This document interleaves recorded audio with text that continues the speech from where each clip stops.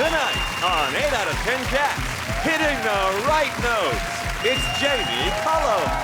Top Cat, it's Katherine Ryan. And their team captain, John Richardson. And facing them tonight, Radio Queen, it's Kirsty Young. The Beard and the Wonderful is Joe Wilkinson. And their team captain, Sean Locke. Now, welcome your host, Jimmy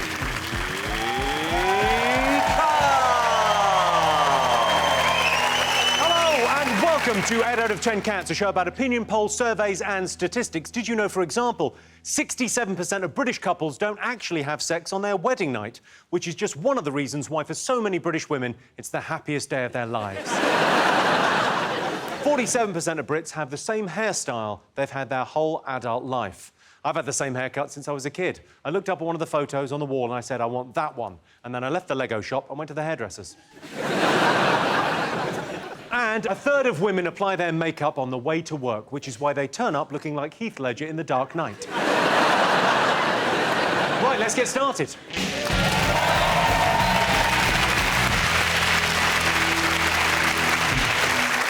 What are you talking about? That's the name of our first round. It's our panelist's job to guess the British public's top 5 most popular talking points. John Steen, what do you think the nation should be talking about this week? I've been talking a little bit about Ed Miliband. Oh, yeah. How did that end up?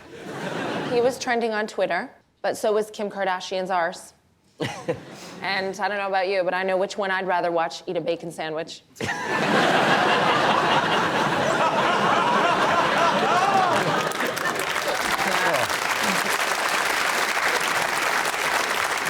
Should we take a look at Kim Kardashian's arse while we're here? Mm-hmm. Yeah, that's... If you take a look there, each buttock is the size of her head.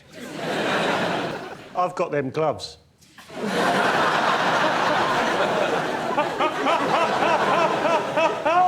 Kim Kardashian's famous because her father was a lawyer who defended O.J. Simpson in the O.J. Simpson murder trial. He did this while Kim Kardashian's mother was Nicole Brown Simpson's best friend. And then he died of cancer. And then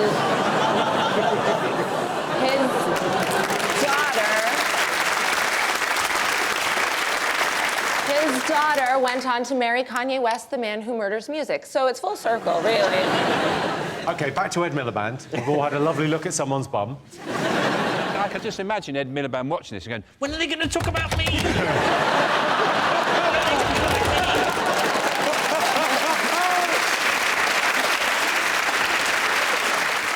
OK, there are rumours that 20 shadow ministers are on the brink of calling for Ed Miliband to stand down. Yeah. Do you think he'll go? Well, it's hard to find anybody who doesn't. Every time they see Ed Miliband, the first thing I still do, every time I see him, I go, how did you get to be leader of the Labour Party? You still can't quite get over it. Well, what do you think he should do to boost his popularity? What do you think, Kirsty? Grace Mine's the mayor working on it right now. What has he got? He's got 13% of people think that he would make a good Prime Minister. Yeah. I think he should go in the jungle, you know. Well, that would be a great way to boost his popularity. And he'd get a vote. There's a chance.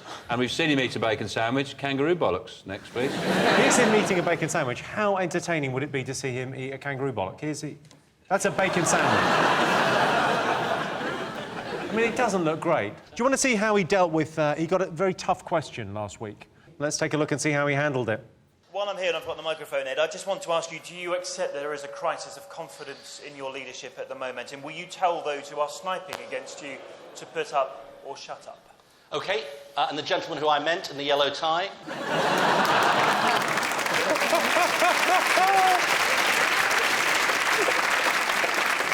You might as well have just gone... Anyway, over there. You've met him, right? You spent time... He's done Desert Island Discs. He did Desert Island Discs actually almost exactly a year ago, yeah. And so that was the beginning of his demise, I'd say. I always ask people, of the 8 tracks they've chosen, which one would they save from the waves? And his was Angels by Robbie Williams. Ah, jeez. I mean, I'm sure he picked Robbie Williams' Angels because they went through the demographics and went, well, our key voters, that would be the song that would most appeal. I did ask, I said, who's been through your list? You know, just let's get this out in the open, because obviously most politicians are going to have a spin doctor who's going to say best not to choose Deutschland über alles, best to choose. So he said he'd done his list himself, but it just was a bit of a coincidence that it was one of the best-selling singles of the last 20 years in Britain. I think Ed Miliband's one of those people that whatever you said, whatever record he'd chosen, all of us naturally goes, "Dah!" Just one of those people who's condemned to being a wanker. Jamie, have you met Ed Miliband? I've not met Ed Miliband, but I did this live-streamed music lesson to schools all over the UK. And as we were playing, suddenly Ed Balls turned up and started playing the drums. You weren't expecting this at all? I was tricked into having a jam session with Ed Balls. We've got a picture of this. Oh, you're kidding me. That's you. Does he know there's not a drum there? He looks like he's about to punch me in the face. Ed Miliband's problem is that he's the wrong brother, isn't he, basically? It's like Phil Neville getting the BBC job ahead of Gary and you getting this instead of Alan. Do you know, the last person... You're not the first person to say that. I think Jason Manford made a similar point. Let's see if Ed Miliband is up there.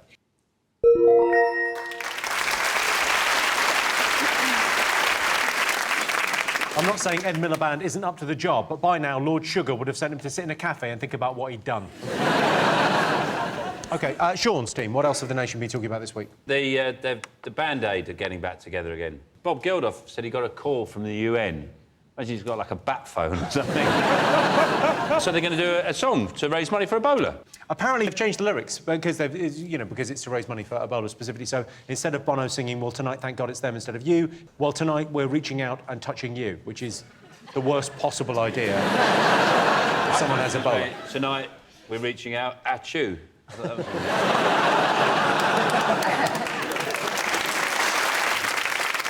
Kirsty, are you excited about the lineup? I don't really know. I'll tell you, it's good. It's One Direction, Ed Sheeran, Bastille, Ellie Goulding. I actually think that sounds quite good. I think it'd be all right, yeah. Yeah, that sounds like a good lineup. Yeah. You in it, Jamie? You in the sing? I knew you were going to ask me that. No, I'm not in it. But you've just done a charity single, haven't you? You've just done the one for did the children God in Only need. Knows thing for the BBC, yeah, for children in need. Why is it always like a charity single? Why don't they do, like, charity crisps? I did Jimmy Concani. Does that mean nothing to you? The Walkers campaign for Comic Relief a couple of years ago. Yeah, that literally happened. Oh, did it? That is a thing that happened. It was me, Frank Skinner and Al Murray and a bunch of us And me. Oh, was it? Sean Cocktail.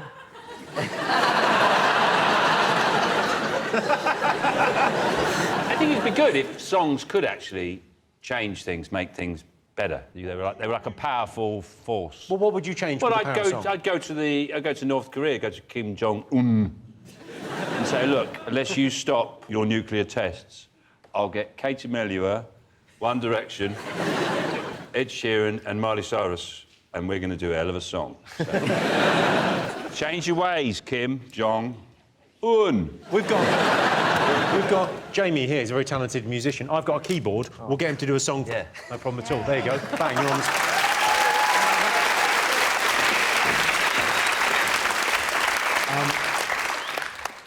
What do you want me to do?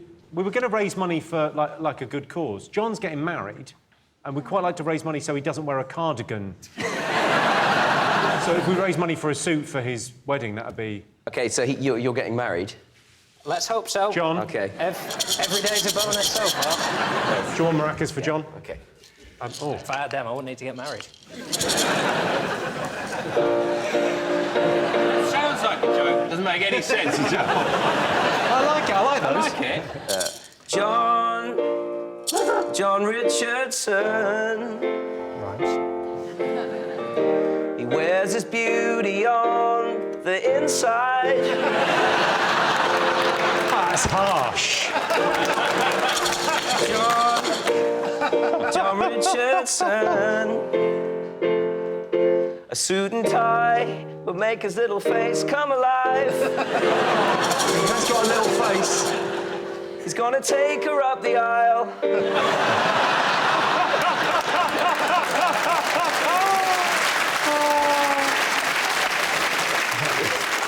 He's gonna take her up the aisle. So let's help him do it in style. People, can you hear me? he could look as good as Jimmy. John Richardson. He's got the soul of a champion.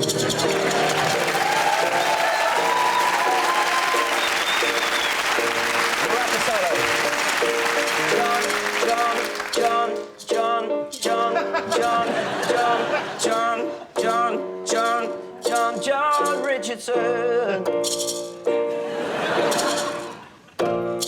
you go.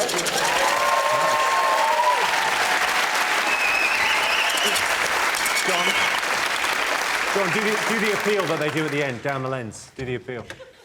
I'm getting married in a cardigan. Frankly, I don't give a shit what anyone else thinks. I'm getting married.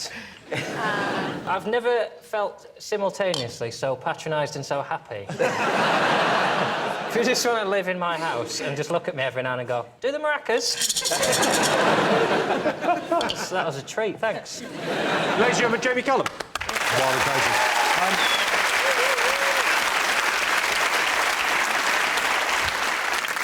Do you ever get the missus to dress up in a cardigan? No, I just don't want to feel like I'm fucking myself, do I?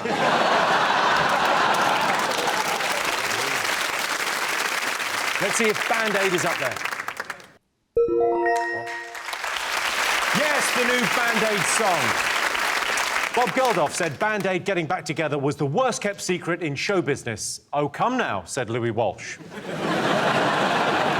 All right, John Steen, what else did the nation be talking about this week? We've landed on the moon, haven't we? Near enough, I'd say. Is that near enough? It's an incredible story, isn't it? Apparently, yeah. We've landed a fridge on a Comet. They said it was the equivalent of throwing a hammer in London and hitting a nail in Delhi. Yeah, they've sort of done quite a lot of that stuff in the papers, trying to make us understand what's going on. So they said this was an incredible feat. It's like a golfer sending a golf ball 4 times round the Earth and still managing to score a hole-in-one. I don't understand that, because the hole-in-one is the least impressive part of that. It's the fact that they've sent it round the world, isn't it? The hole-in-one at the end is irrelevant, surely. You'd be pissed off if you sent a ball around the world 4 times and then someone went, didn't even go in. That's what I mean. Yeah. Because another one of them was that it's like getting a fly to land on a bullet. And if you're taking Jamie's logic, the impressive thing about that would be persuading a fly to do that. Joe, you're often surrounded by flies. What do you make of this probe landing on a comet? Well, it's got a decent sat-nav, hasn't it? Because my one's shit. So I wouldn't mind the one they use, because it got to a pissing comet. I can't even get to Guildford without it going around the pissing one-way system. So... It did go around the Earth 3 times. I think you'd be a bit pissed off if you sat nav. My car's diesel. Kirsty, were you excited by the Comet? It doesn't really do it for me. No, it doesn't really do it. Plus, they called it, what was it, 67p? Well, that's rubbish, isn't it? If you really want to engage people, don't name it after something in budgeons that, you know, is on the pound shelf. I think it's a bargain if it's on the pound shelf. 67p, Joe would be all over that. Technically, it's part of the EU now, isn't it, as well, because it's a European space probe. So it's technically part of Europe. We've claimed it. And Europe has just demanded a bunch of money from David Cameron. He must be upset. Now they're splashing out on some cockamamie project like this. That's like lending your relatives money and then seeing photos of them in Vegas. I'd be upset. That's a very good point, because this project's cost £1 billion. Do you think it's a waste of money, John? What do you think? Well, £1 billion is half a submarine. And as we all know, half a submarine is useless. So it's better than building half a submarine. I feel sorry for the scientists now, because they're probably elated, and then just through some weird coincidence, they switch on 8 out of 10 cats. We're not really giving them the respect and the admiration that they deserve. Difficult to like, though, aren't they? If ever there was a group of people who wore their lanyards home, it's them, especially this week. We're going, what's that there? Oh, God, yeah, I work for the European Space Agency. Whatever, you know, just nailed a comet from, like, 3 times around the Earth. But anyway, I should have taken it off, really. Yeah, you should have. forgot you had a weird thing about people wearing their I know, they all lanyards. had them on in the office. You're at work, everyone knows who you are now. You're in your office. Take the fucking thing off. Put it in your little drawer. You're just Steve now. There's no... You just scan it to get your bloody Mars bars out of the vending machine, do you? Pisses me off, man. When you have a backstage pass, like when you play a festival, you get a backstage pass, do you keep it on all day? No. It's a definite kind of social no-no. You definitely take it off. OK, Yeah. good. You can remain on this team. Absolutely, yeah. You know, when you're trying to find analogies to show how difficult it is, Yeah. there must be better ones, like it's like getting a photograph of the Queen having a Brazilian. Yeah, no, that's how it is. difficult, yeah. It's like having sex with a woman. It's like when you're drunk on holiday and you're jumping into the pool and you want to land right on the lilo. Slip into the water every time. But this would be like jumping out of the plane that's flying you to your holiday destination and landing in the pool on the lilo and catching a drink as you... It's like trying to find £1 in the car park so you can buy a can.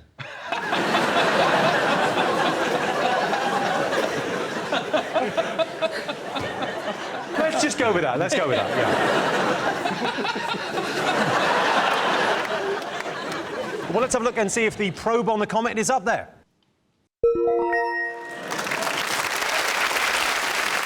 Yes, scientists have sent a mission to a comet. They're hoping to return in 6 months' time with a new fridge freezer and a tumble dryer. Have they closed down Comet? Have they closed down Comet? Yeah, I think so. I got offered an advertising campaign once, and they said it's for Comet years ago. And what really put me off was they said, yeah, and they'll do adverts, and also there'll be cardboard cutouts of you in the shops. I just imagine being the face of a shitty electrical chain like Comet. You're just walking down the street and people are throwing their toasters at you and going, I bought that from you, you bastard. Yeah, it's not right for you, but Joe. I'll sponsor a dog shit if there's cash.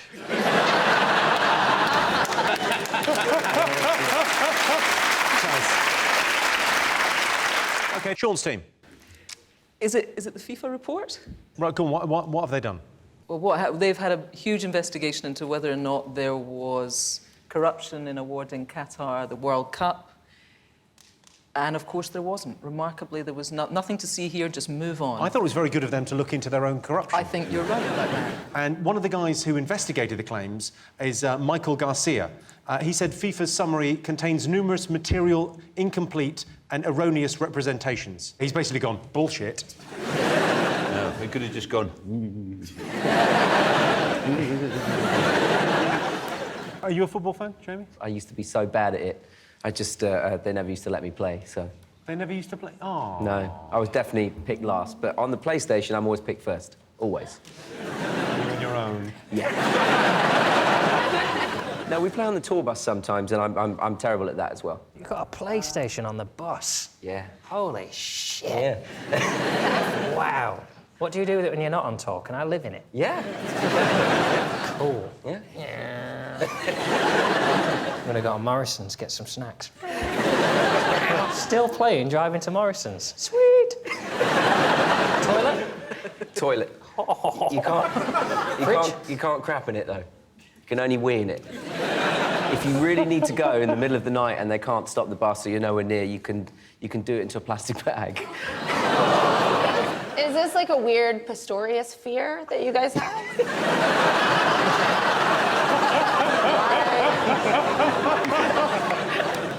Back to the World Cup. Joe, what do you make of this scandal? Well, I was a bit gutted that we didn't get the 2018, because I'm a big football fan, actually. The only thing that annoys me about going to football is, you know, when you're in the crowd and they pan on someone in the audience, they just wave. I think that's a waste. I think if the camera panned on me at a football game, I wouldn't wave, I'd pull a tooth out. And that's what you think of the corruption?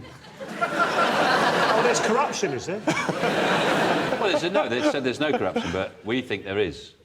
We think there I might just be. think, what a place, a joyless place to have a great football tournament. I mean, it's an utterly joyless country who funds ISIS, don't they?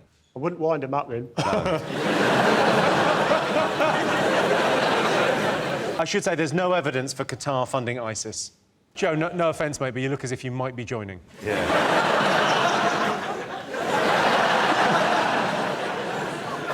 John, would you go to the World Cup? If it was in Qatar, would you go? No, I wouldn't, no. I like a drink, and if I've had a drink, something homosexual might happen, and that's two risks that I can't take. Sorry, you just talk me through that again. So you like a drink, I know you like a drink, and if I've had a drink, something homosexual might happen. I can't... No, I like a drink, but I'm not pretty sure. You're saying you can't rule it out? I can't rule it out, can I? Just saying, if England win 3-0, and I've had a few pina coladas, we get back to the hotel, there's a jacuzzi... I don't want to end up in prison for having a good time. Why are you looking right at me? The whole thing about FIFA is we invented football, the Football Association rule book, you know, we created football and we gave it away. We should be in charge of where the World Cup is. Oh, we think, can we get it back? Well, we could if we invented a new version of it. What? Come on. I've come up with. OK. Footballs. Footballs, all right. What's the difference? What's the... 2 balls on the pitch. Simple. So you've always got goals at either end going on all the time. Yeah, and one player on your team is actually playing for the other team. But you don't know which one it is. It's just change it around a bit and then take football back. Footballs. Sure, OK, well, let's see if it's up there.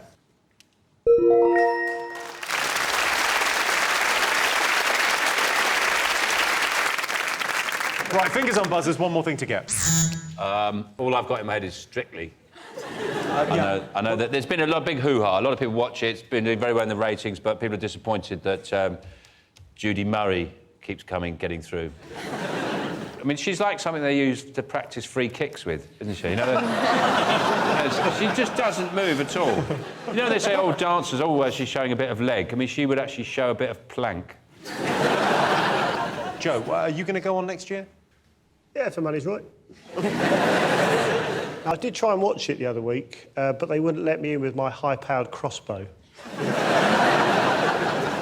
Now you've got a signature dance move, I imagine. Yeah, but there's not enough room in here. I go absolutely batshit. John, who do you think's going to win? Sergio. I don't watch it. You know, I'm out clubbing Saturday nights. What can I say? You're out clubbing at 7 o'clock on a Saturday night. Well, you've got to get there early before all the nibbles get taken. It's genuinely his view of clubbing. I imagine there's crisps and nibbles. Eat a vol-au-vent that's been sat out for 7 hours. You think they have vol-au-vents in clubs these days? Well, I don't know what time you arrived, Jimmy, but if you get there at 7, you'll find they do. Well, let's have a look and see if it's up there. Yes, it's Strictly. Judy Murray's the most wooden thing they've had on Strictly since that coffin they used to keep backstage on standby for Brucey.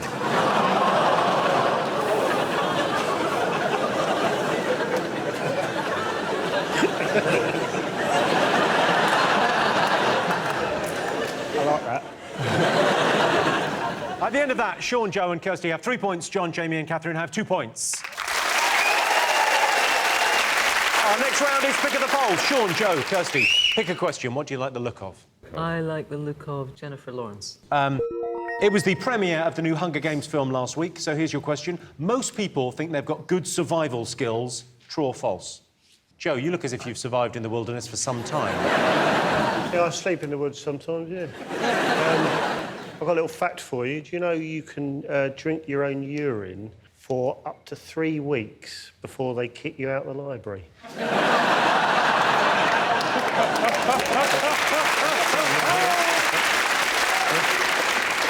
I've got a survival tip. Go on. If you get blackberry brambles, cut them to about length, you can stick them in squirrel nests and catch squirrels. It's called the dangle method.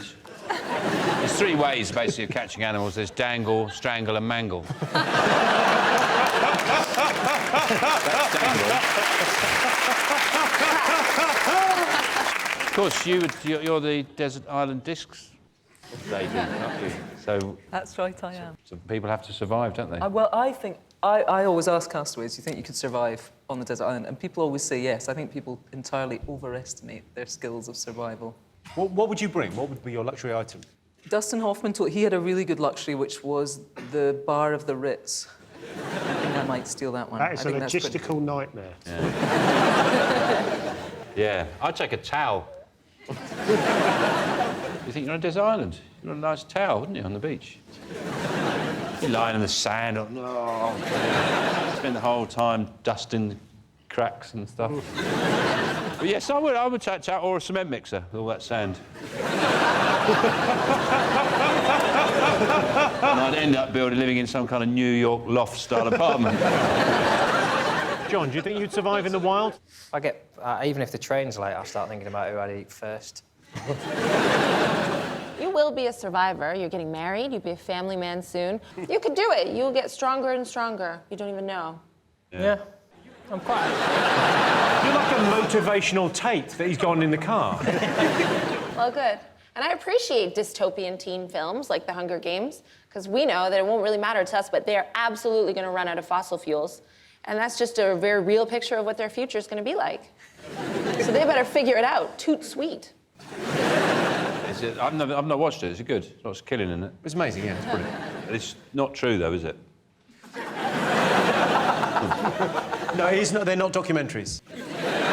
Jamie, survival skills-wise, how would you do? I think I'd be pretty good. When I was, I think I was about 1.5, 2, apparently our cat used to kill a lot of mice and just leave them on the kitchen floor. And apparently one morning my mum had not seen the cat left on the kitchen floor, and she turned around and I was munching on its head, just quite happily. Like a zombie baby? No, you were eating a mouse's liver. It could have been a rat. Let's call it a rat. It sounds better, doesn't it? It's addictive, isn't it? So I think...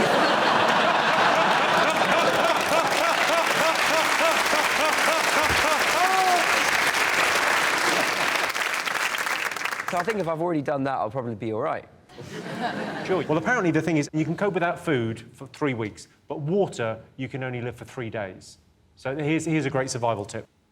One thing you can do if you're stuck out here with no water source at all is actually drink the fluid from a fresh elephant dung. Pretty disgusting, but it could save your life.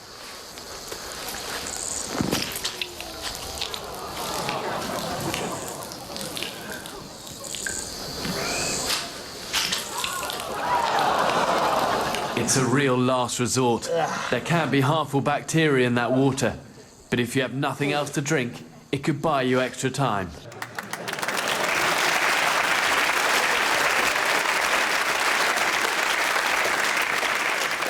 Comes a time when someone just has to stare death in the face and accept it with a sort of silent grace. I don't want to be found dead with elephant shit all around my mouth.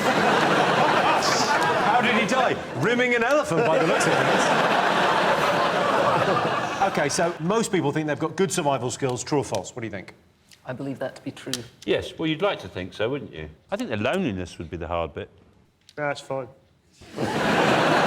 OK, so you're going true, yeah? True. Yeah. John, what would you go with? False. Saying false. You don't think people have got good survival skills? No, I don't. I think we're weakest generation since time began. That's true. I think if Wi-Fi went down, half the population would die. OK, I can tell you the answer is true. 65% of people think they've got good survival skills.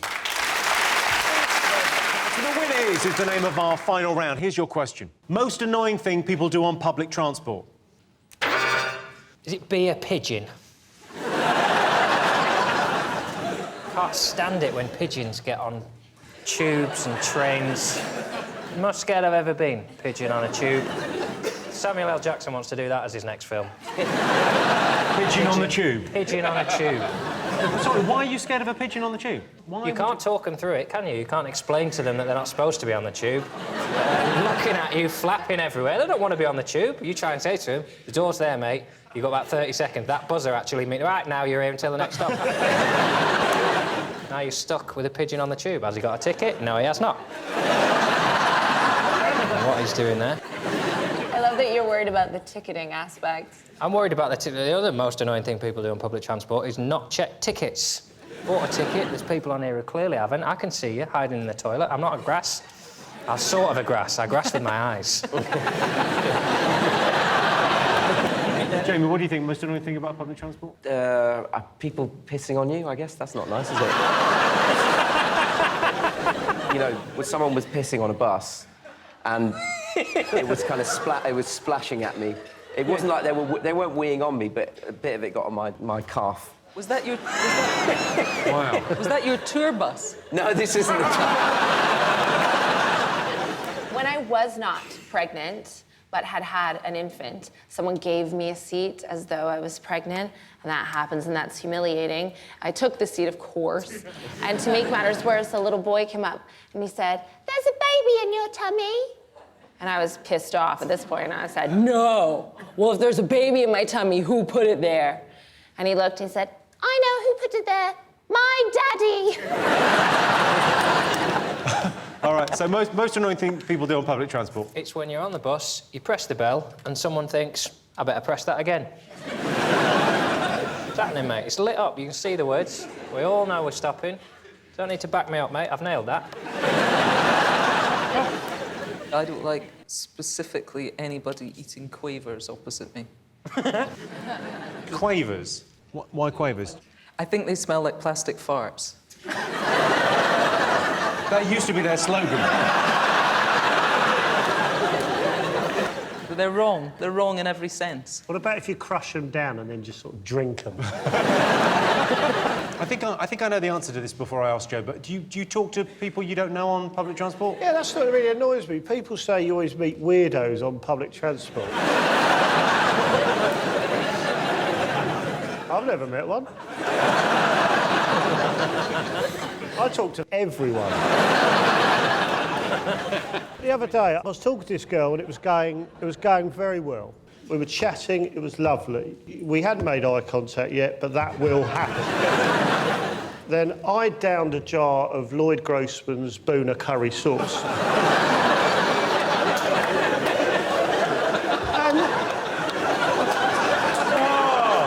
And she got all weird. I'm like, oh, fuck off, laddie.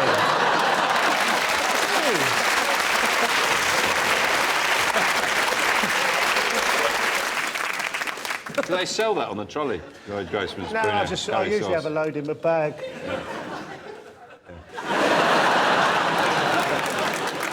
What's in that bag? I always make a packed lunch if I'm on this show. It's just bottle of Taboo and 17 Scotch eggs.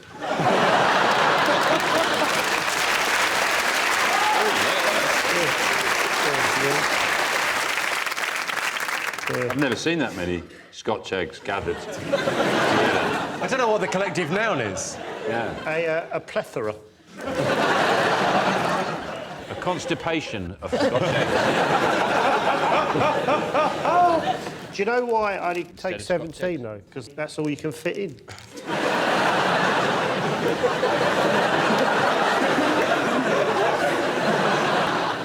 I've been on a train with you, Joe, and it's a treat. Yeah, it's nice. Deceptively long legs, I found, when I shared a train with you. Seem to get everywhere. Can I ask quickly whether you guys are all going on the train?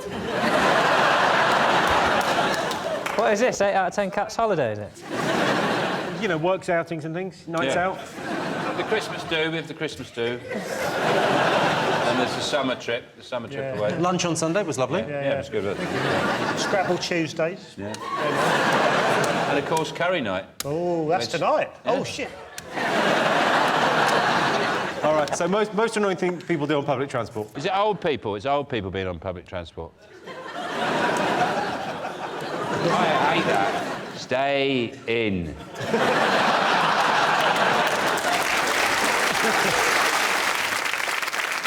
He knows he's old, right? Talking loud. What, sorry? Talking loud. Leakage from the headphones, isn't it? When It's you can not the hear that? leakage from the headphones. Conversations. Phone conversations is the right answer.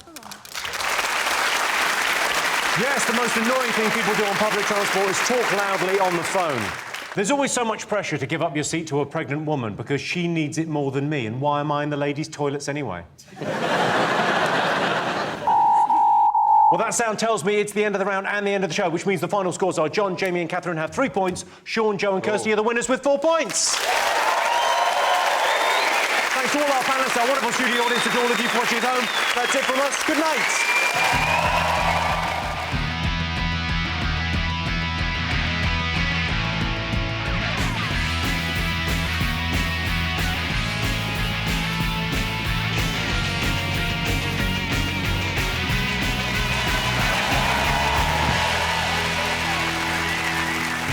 Tonight on 8 out of 10 Cats, you can count on her. It's Carol Vorderman. Having the last laugh, it's Sara Pascoe. And their team captain, John Richardson. And facing them tonight, news just in, it's Krishnan Guru-Murthy. Smile like you mean it, it's Rob Beckett. And their team captain, John Locke. Now, welcome your host, Jamie Cullum.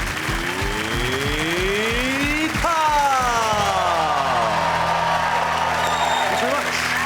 Hello and welcome to 8 out of 10 Cats, a show about opinion polls, surveys and statistics. Did you know, for example, 73% of women believe men should always pay for a first date? I took a girl on a date, and at the end of the night, she said, I want to go Dutch and shag my mate Lars.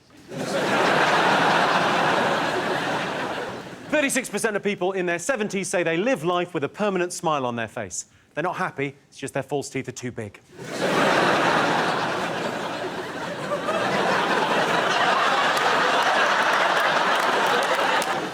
And 19% of men worry about their moobs, but moobs are nothing to be ashamed of, just as long as they're not so big that when you look down you can't see your mangina.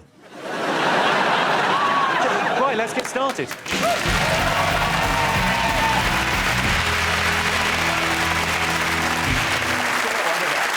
What are you talking about? That's the name of our first round. Tonight, it's our panellist's job to guess the British public's top 5 most talked about stories of the year. Sean Steen, what do you think the nation have been talking about? Is it gay marriage? Gay marriage? That's been happening, isn't it? Well, they're allowed to get married now, aren't they? Gay men and women. That is it. You're looking at me like I've just shit on my head. What's going on? Well, it's a weird way you said it there. You said gays can get married now, men and women. I felt pressured to expand, but when I said gay marriage, I think that pretty much sums it up in 2 words. Everyone looks at me and I thought, well, I'm going to have to add a bit more info. I'm going to have to press... I felt like I was pressing I on the Sky control. Unnecessarily, because if I see a programme that says gay marriage, I think, hello, gay marriage. What do you mean by gay marriage? Basically, it's when gay men and women Get married to each other, so Yeah. the gay men marry the women. I don't even know what's happening. It became this massive thing, and now it's just kind of happened, and no one can really understand what the fuss was about. Well, there was various people saying there was going to be floods, didn't there? Yes. One of the UKIP, whatever they're called, Lunatics. spokespersons, he said that there will be biblical flooding if there's gay marriage. And if you think about it, we've just had a fantastic summer and a very balmy autumn. So I'd just like to say to all the gay and lesbian people out there, thanks a lot for that. I wore shorts on Halloween. Enjoyed it. So thanks for the lovely weather. It would be brilliant if that was true, though, wouldn't it? If that actually worked. If, like, gay people having sex caused it to rain. Because if it was a really hot summer and it was, like, a hosepipe ban, my garden was, like, struggling. Like, because my mate's gay, I could be like, you don't mind giving him one, dear? My gypsophenias are falling apart. Are you against it, Krishnan? Were you against it from the start? Gay marriage? Yeah. No, I've been very pro it. Always. I was just trying to catch you out. Yeah. You go, yes, it's an abomination. We used to have to do these debates on the news between people who felt very strongly for it and against it, and it's just like, it's just marriage. It's probably a mistake, whatever you're doing. So, I mean, But you can't express an opinion one way or the other. You just have to host the debate. yes, between I the... try and stay as neutral as possible. Do you ever try and show it in your eyes? Yeah. Yeah. Try and show us that you approve of gay marriage just in your eyes. Yeah, there it is. Is it not difficult if you've got someone on who's talking nonsense about saying, it's going to flood, it's awful, and you're trying, you obviously have to have, like, a proper debate with him, but aren't you just thinking, oh, fuck off, mate? You just ask increasingly aggressive questions until they... Yeah, until you get the answer. What do you fucking say? You know how gay men have, they have a gaydar? They can spot another gay man, by certain things. I think a lot of us have got gaydars. Do you think they also have a straight-dar? That they can spot straight men? They go, he's straight, he bought some jeans, didn't try them on, that kind of thing.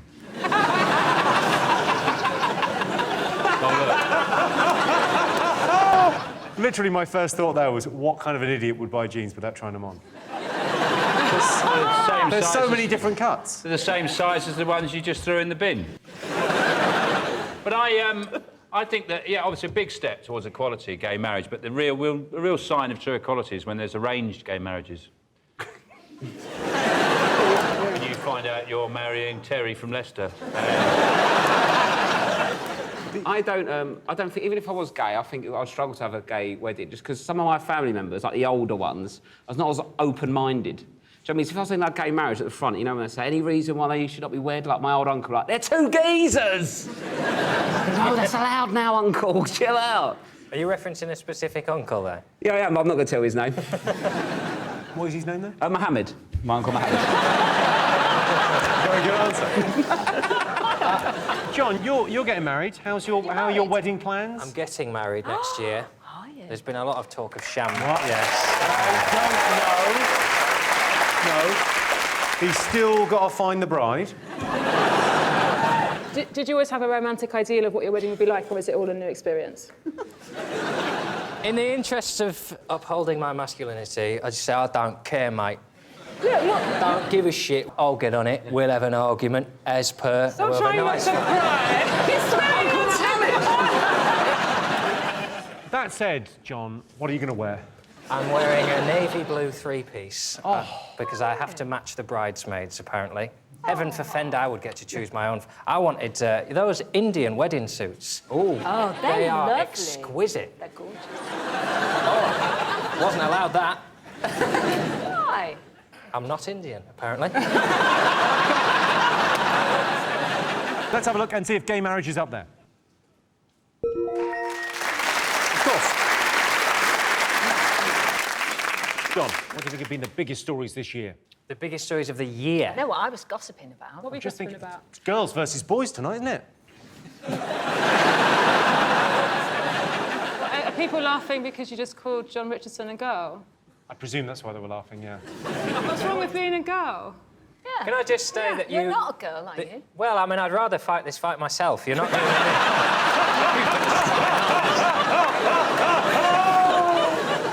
You're calling me a girl. Ladies, deal with this, please. I'm too upset to speak at the moment. I have a penis. John, wrong meeting. I have a girlfriend and testicles and some whiskey and a fridge. I mean, we can carry on with the things I've got. Got a hammer. Got a hammer? I tried to put up some shelves. And? Doesn't matter. What have people been talking about this last 12 months? I was gossiping about, these celebs who've had nudie photos taken of themselves, and then suddenly they're hacked, and there for the world to see. So, yes, there were some leaked photos on the internet. Stolen photographs, actually. The trouble is with this, nudity in women is used to sell things. It's on advertising, it's used to make pop stars sexy, and I realise how you can solve it is by all women being naked all of the time. Okay. Hear me out. You have my attention. Hear me out. So first of all, yes, they can't steal women's nudity as a currency. People can't go, oh, Jennifer Lawrence, why does she even have naked photographs done? So, because we're all naked all the time, that's just a photograph. And then the other thing that happens is that straight men can't handle it. And they just start ejaculating all over the place and frothing at the mouth. They can't leave the house, they can't go to work, and then women and gay men rule the world. I love this idea. I sense for very different reasons to you. Apple is still saying that the iCloud wasn't hacked, so we still don't know how they got these photographs. I think they do know how they leaked the photos now. I think it was. Do they? How? It was a phishing email that they sent to the actresses in question, saying, "Oh, your Kim Kardashian don't go fishing. What are you talking about? As if she's going to open that. Always delete ones you don't know it's from. And if I'm Kim Kardashian, I'll see. Oh, do you want to go carp fishing?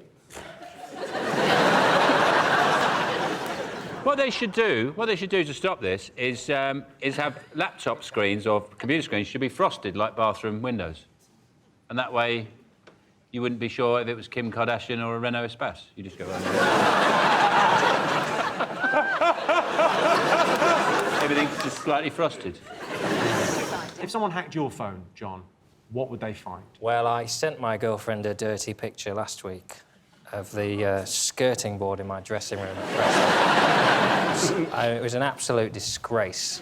No, they don't find anything on my phone because... but who would want to see... well, if there was a picture of you, say, Jimmy, it's not that I would find the idea of you naked arousing, but just knowing I could see it would mean I would probably look. Well, let me send you one now. Why, if you're taking a photograph like that, would you put it on a cloud? It saves everything. It even saves stuff that you've deleted. It doesn't save mine. Yeah, it does. With a setting. No. Seriously, Carol.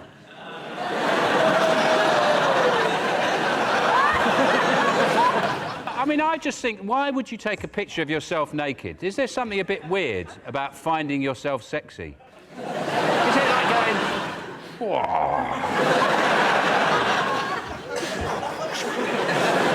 if only I was someone else, I'd bloody do me now. Give myself a right... There's something weird about you doing it.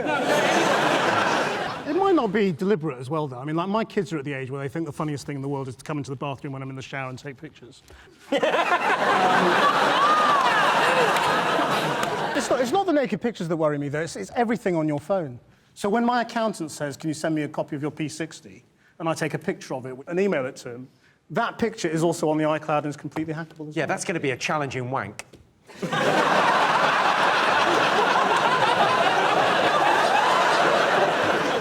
OK, let's take a look and see if it's up there.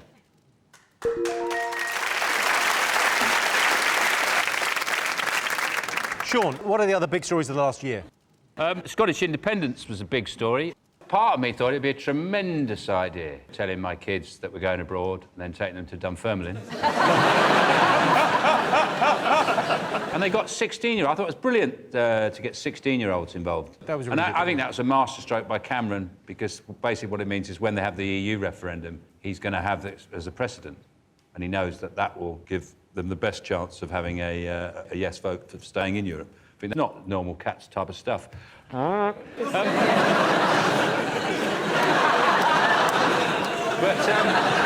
I think the great thing about referendums is that people feel represented, whereas they don't in any other political process we have in this country. And it's ridiculous that they don't have it. And the only people that stop it are the political parties. To preserve interests that have been sustained for many years. It's a very well-practised mime.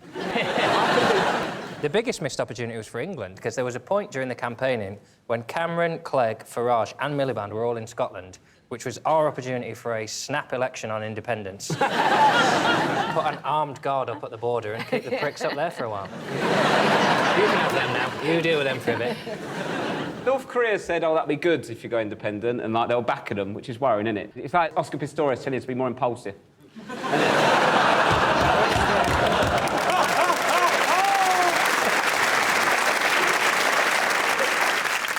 Carol, were you pleased that they stayed? Well, I just thought it's up to them, really. And, you know, things change, don't they? Things develop.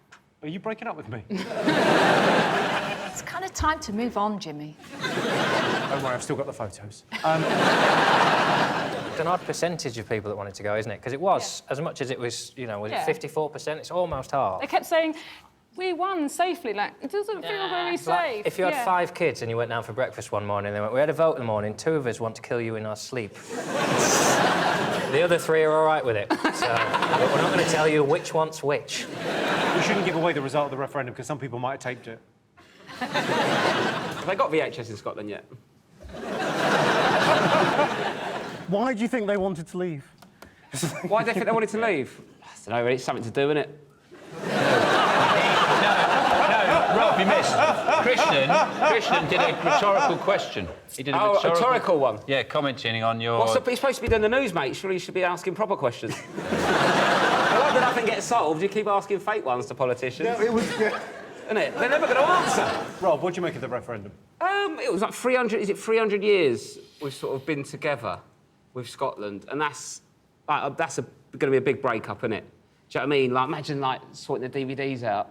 I've only been married 2 weeks and the DVD situation's well out of hand. You're getting divorced already? No.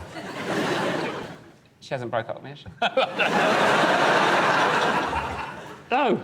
That's what... She won't, will she? That's a rhetorical question, Krishnan.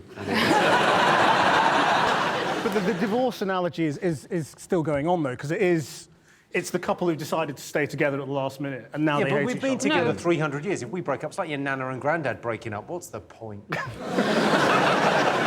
Just shuffle along towards the end. Yeah. The ones like better together is like sort of a terrible slogan for like a breakup of a marriage, isn't it? It's like, yeah, it's like sleeping in separate beds, but you're just doing it for the kids. And the next morning, it's like, no, we're not better together. No. And that's the funny thing that's going on in Scotland now, because there are lots of Labour voters going over to the SNP, and it kind of feels inevitable that it will happen at some point in time. Oh, really? He's off the news, Rob. He knows a lot of stuff. He'll know, won't he? Because normally, anyone who says something like that to me, they've had 8 pints down the pub, and I think, oh, whatever, mate. But when you've said it fairly sober... It would be bad news for the Queen, though, if they did eventually go independent, because she was very pleased when David Cameron announced that we'd stayed together. She purred, which is why she hasn't been since, because she got mauled by the corgis. I'd like it. One of the things I'd like about it is because they'd obviously... We'd have to change the Union Jack. We'd have to get a new flag for England, Wales, and Northern Ireland. And I suggest a frog on a motorbike. Do you remember the Crazy Frog? Because he had a motorbike. We could use him to pose for the flag. I think that might be where subliminally the idea came from. Because then we could have that song as the anthem, yeah. New national anthem. Ring, ring, ring, ring, ring, ring. Already I feel more patriotic. You know, the England team would know all the words.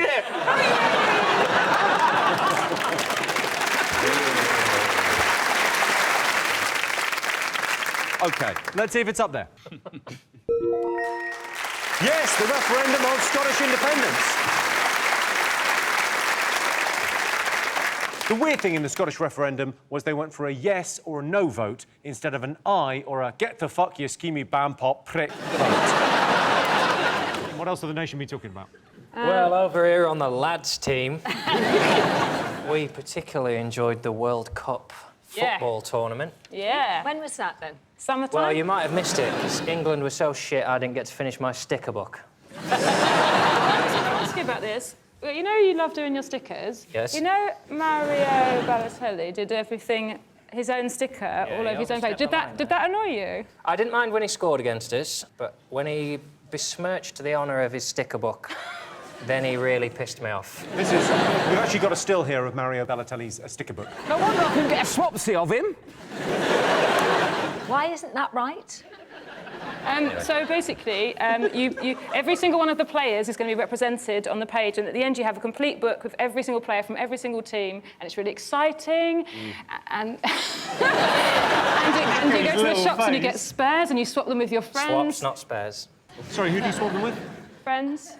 Your friends. I swap them. You can do it online. OK. I ended up in the last week of the World Cup in some grim pub in Teddington in some swapsy afternoon at 4 o'clock in the afternoon looking for my last 50. I live so near Teddington, you should have called. You do it as well? No, well, my 7-year-old does it, but of course that means I did it, and you become absolutely obsessed by it. So I need to get a 7-year-old, because then it's weird if you're an adult doing it, but if you've got a kid... It's also weird saying I need to get a 7-year-old right. I think it's nice in this day and age to have, like, a good old hobby. Yeah. Like, anyone who has something they do in their spare time, which isn't watching television, I think, yeah, good on you. If I wasn't doing that, I'd be out twatting people. So... What do you want me to do? Sean, what do you make of the World Cup? I think you technically work it out. We spent longer on the flight over there than we did on the pitch. You know, it's a pitiful display. I think the only way that England is going to do well in the World Cup is if they make it more like Strictly. So it's not just the scores, you get a phone vote as well. Although we got beaten 3-2 by Belgium, turns out we're more popular, we've got more phone votes, so we're going through, Belgium, you're out. You know? Do you think we should have a different tactic, though? Because whenever we're going to the European Cup or the World Cup and all of this stuff, it's always, you know, the adverts and the gladiators are here, and it's as though they're these fantastic heroes, and then they do rubbish every time. So should we have, like, reverse psychology, where we go, actually, we're a bit crap. Yes, we should into the World We should Cup. say, like, here's these guys. The real team died. They've never played football before. Fingers crossed. I think Roy Hodgson's maybe a bit too old. When, you know, when the physio, like, broke his ankle when we celebrated our first goal, and then it just cut to him, everyone on the floor. I honestly thought Roy Hodgson, he's had an heart attack. He is gone. He's just because he looks so old, doesn't he? And then we had that, like, friendly in Switzerland. I thought they were going to leave him there. Is it a friendly, or are we getting rid of him?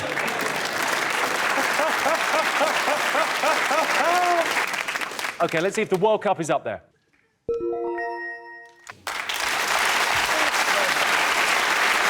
Yes, the 2014 World Cup in Brazil. The good news is Roy Hodgson's already picked his winning team for the next World Cup. Germany.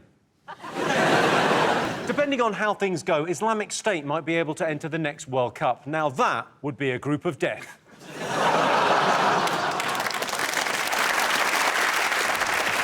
OK, one more thing to get fingers on buzzers. What do you think? Is it the spate of people tipping ice buckets over their Ice heads? Bucket Challenge. The ALS Ice Bucket Challenge. Did you do it? I did do it, but instead of ice water, I had sort of warm water, and instead of tipping it, I sort of climbed into it. I had a lovely bath. Yeah. Carol, you did it, didn't you? I've done it, yeah, I did it. Carol Vorderman did do it, yeah, in some style, I would say. Should we take a look at Carol's? Yes.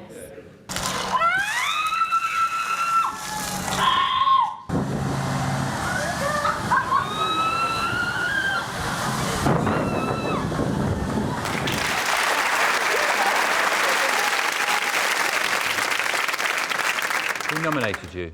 Red Arrows nominated me. The Red Arrows nominated... What, all of them? All of them, because they did it the night before. There's going to be a story here. Yeah. What? Hang on a second. Yeah. Well, they were all sitting in formation, apparently, the night before, and had... So they were sitting in formation, ice yeah. tipped over them. And then they had to nominate... You had to nominate three people or something, OK? So they said they nominated the Chief of Air Staff, Prince Harry, and me. And I thought, oh, God. And that video went everywhere, and I thought, well, I can't not do it now, can I, really? No, and it's a real compliment. Out of anyone they could have chosen, they chose you. They chose me. What did you do to piss off the Red Arrows? So, Sean, did you do the ALS Ice Bucket Challenge? No, I didn't do it, no. I'm not a big joiner-inner. I don't really join in. It's not one thing I'm known for. I don't really feel like a bit of ice on you is that big a deal, to be cold for a minute. I know it's, you know, I don't really see... I mean, if it's like have a bit of gravel in your shoe for a month, you had just one bit of gravel in your shoe, everybody going, oh, Christ, fucking piece of gravel, oh, jeez. Yeah, only 16 days to go. Oh, OK, well, I'm going to convince you now with one clip. What clip? Show him the nuns.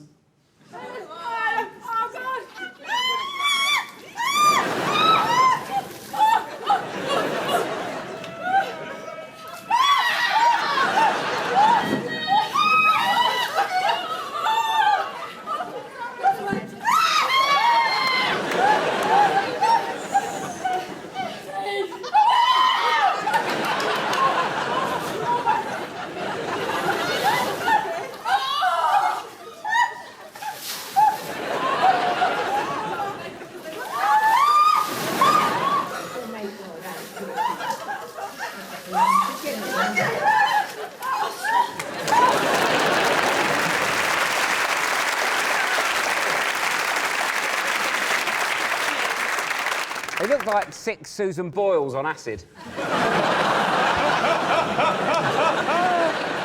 No, I've got an ice bucket fail. There were some ice bucket fails as well. How could you possibly fail that? Well, take a look.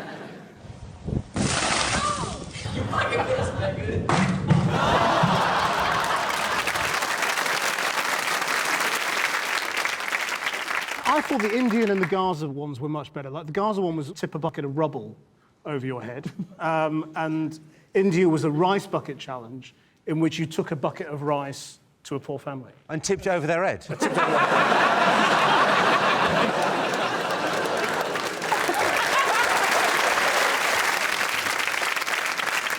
Well, let's have a look and see if it's up there. Yes, the Ice Bucket Challenge. So those were the most talked about stories of the year. But in other news, Tory MP Brooks Newmark resigned after sharing sexually explicit messages with an undercover reporter. I blame predictive text. Brooks Newmark actually wanted a hand with the coming election.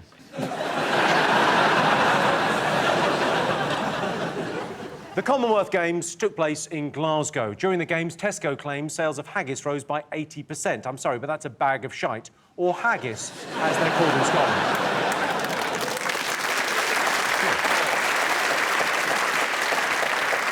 So at the end of that round, Sean, Rob and Krishnan have 2 points. John, Carol and Sarah have 3 points. Let's pick of the polls. Sean, Rob, Krishnan, pick a question. What do you like the look of? The old baghead. OK. A recent study has claimed that discrimination against someone because of their looks could be a type of bigotry called facism. So we asked our studio audience, do you judge people by their looks, yes or no? Depends what they look like, innit?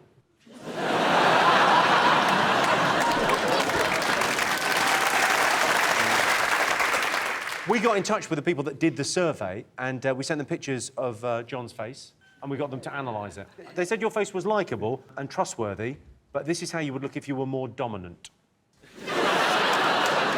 He'd lose his hair. Richard O'Brien. This is how you'd look if you were presenting the Crystal Maze. Like a really happy racist. We sent them a picture of Sean, your face, and they said you were trustworthy. But if you wanted to be more likeable, you would look like this. Why do you have to be bald? I don't think they do hair. That's not their thing. Oh, come on, that's half the head.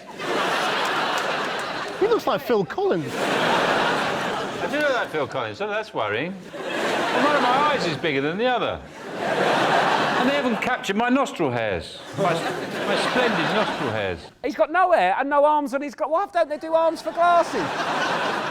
See, we sent them a picture of me as well. They said that I was an extrovert, but if I wanted to look more threatening, we'd change it to this. You look like somebody that Bilbo Baggins shouldn't trust. OK, so back to the question. Do you judge people by their looks? Of course you do, of course you do. And then you come up with a nickname to go with those looks. Jugs, baldy, slaphead, fatso, something like that, you know, and make sure it sticks for life. Are you talking about their face or just the different little looks they have? If you met someone, every time they spoke to you like that? That would piss me off.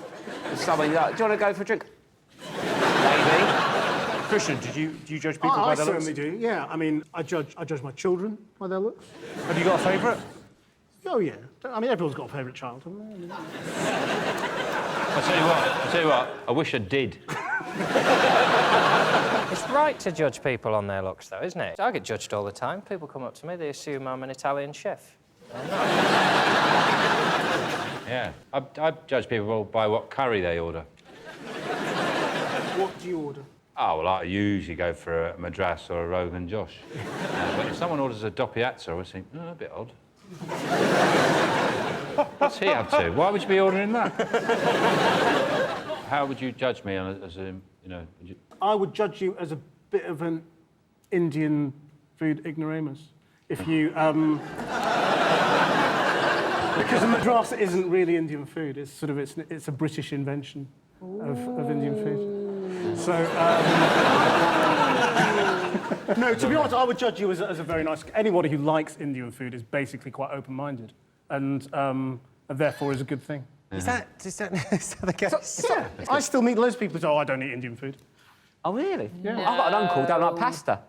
Pasta? Is that Uncle Mohammed? Yeah. Mohammed hates pasta. I find curry menus really confusing, like, because if you read it, it tells you all the ingredients, but I think, because there's always so many, like, ingredients in a curry, I think, yeah, I know what all they are, but how's it going to taste? I can't work out that many things. You mean if how it'll end up? I know what I call it, but what's going to happen at the end of it? For English, you could imagine eggs, bacon, yeah, sausage, I'm going to deal with it, sausage. but I'm like, yeah, I do like that, but what's going to happen when it's with that one? Is that just a curry house menu or just menus that you have trouble with? Menus in general, really, isn't it? Also, I can invent a new menu for you, which is just the name of the dish and then a little square that you lick.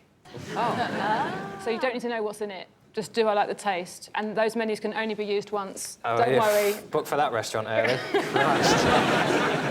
Carol, what do you rate people on their looks? I think we all do, don't we? Really, I mean, look at you. I'm up here, Carol. No, she's wondering where the wedding cake is, Jimmy.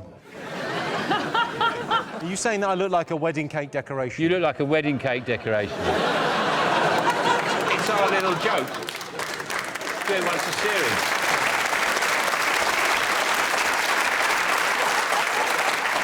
I think you look really nice, Jimmy. I think you wear like really nice tailored suits. You've done it, got your like you look a lot different when you first started on telly, don't you? I'm just saying you look like you've got all. I've scrubbed up well. You've always dressed smartly. I remember you, 15-something years ago. Yeah, when you were Eamon Holmes. Yeah.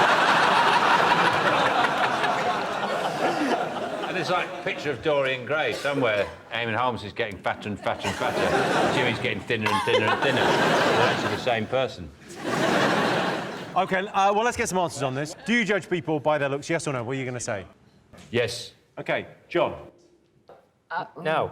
OK, I can tell you the answer is yes. 82% of our studio audience said they do judge people by their looks. We all judge people by their appearance sometimes. I once met a guy with size 15 shoes. I thought, who is this clown? And the winner is the name of our final round. Here's your question. Brit's favourite guilty pleasure. What do you think? This is when you let someone else's cat come into your house. And you feed it, and you stroke it, and you pretend that it's your cat. It's a child, isn't it? OK, is it when someone has tied their dog up outside a shop and they've gone inside and then you have a really good stroke of their dog and the dog looks at you with big eyes like, I love you, but you think, I can't steal you because you live with that other guy? Just buy a pet. I'm not allowed. I rent in London. What do you mean you're not allowed a pet? I have a no pets contract on my flat. I had one of those. We bought a cat. What are they going to do? Is that a true story? Yeah. It's not much of a story, I'll be honest with you. Jimmy lives by his own rules. You think I'm dangerous? This guy's on the wrong side of the tracks. If you are interested in a pet, I'd be very happy for you to look after my tapeworm. OK. Brit's favourite guilty pleasure, what do you think? I've really got into coconut water, is it that?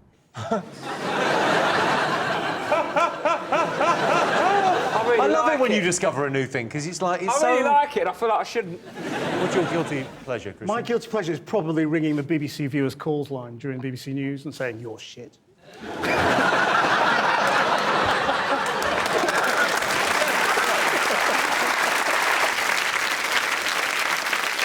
John, what do you think?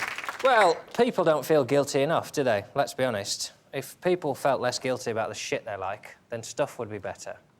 But most people's take, like, X Factor is popular, and music is shit, and food we eat is shit, and we don't feel guilty about it anymore, do we? OK. OK, I mean... Put your hands in the air!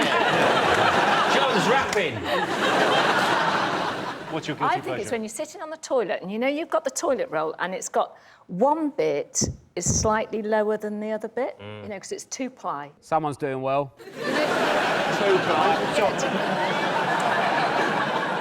What you're meant to do is take the top bit over like that. Do you do this at home? And then you get it, and then they all measure up and you rip that bit off. No, but then you get out of sync. No, because... no. Why are you shitting in the sink?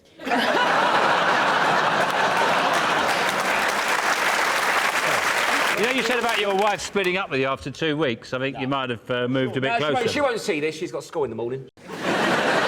She's a teacher. As if a teacher would go out with you. She's a teacher. And she's got a master's. There's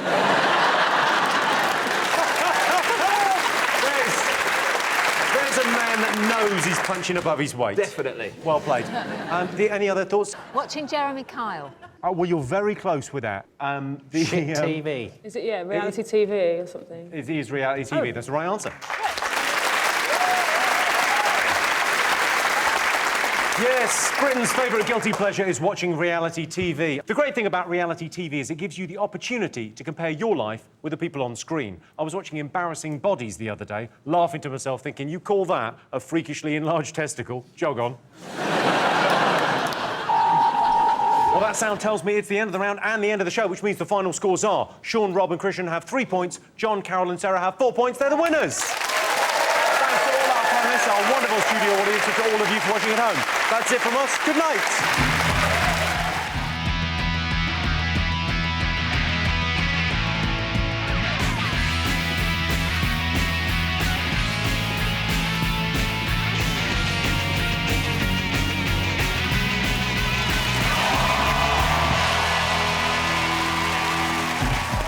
Tonight on 8 out of 10 Cats, going for gold, it's Lewis Smith. Here we go, it's Henning Wehn. And their team captain, Sean Locke. And facing them tonight, hey, big spender, it's Kelly Hoppen. Here for the crack, it's David O'Doherty. And their team captain, John Richardson. Now, welcome your host, Jimmy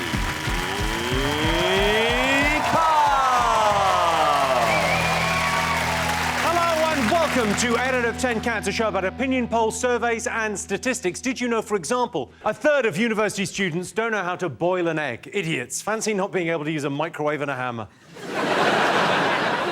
23% of grandparents help fund their grandchildren through university, usually by dying.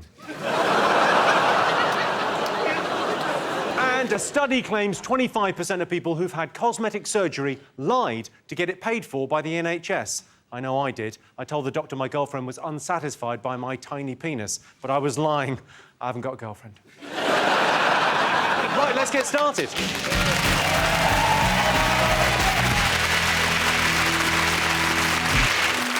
What are you talking about? That's the name of our first round. It's our panellists' job to guess the British public's top 3 most popular talking points. Sean's team, what do you think the nation have been talking about this week?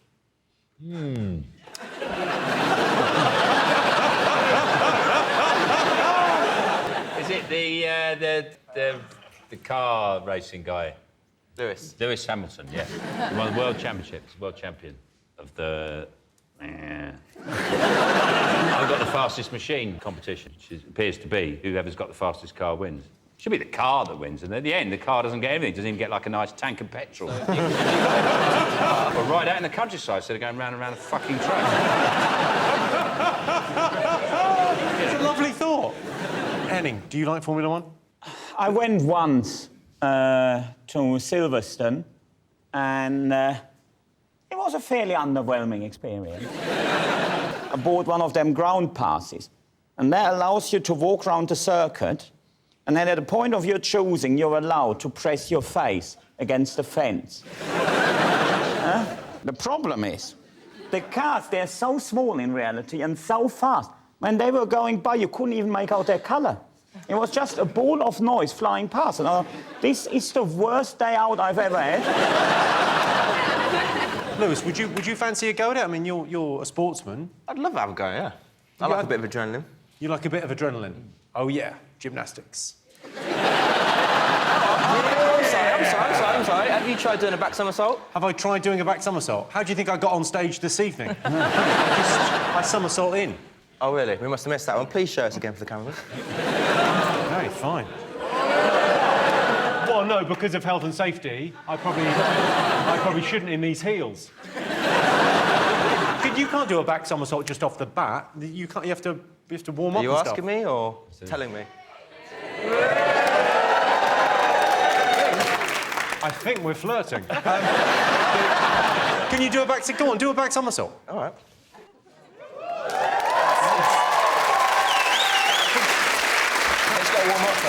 You've got to warm up. I told you had to warm up.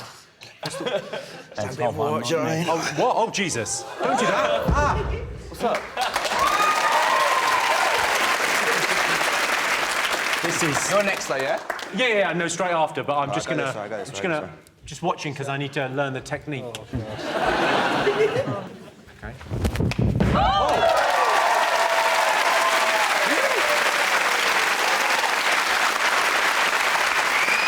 Have go? Yeah, sure. OK. So just... And then... Go on, undo a few buttons first, I think. Is that it? Yeah. Whoa, yeah! Yeah, you fancy it? Whoa! Ready? No, don't actually do it! I thought there was no adrenaline in gymnastics, so this would be easy. Yeah. All right, there is some. Can you, I mean...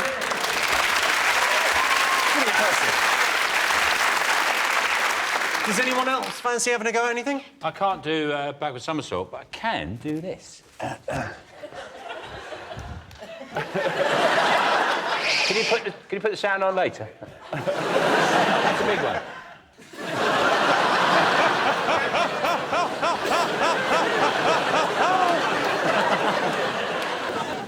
David, you were you Leinster under-15 triple jump champion? Get it right, James. I was 1990 East Leinster under-14's triple jump bronze medalist.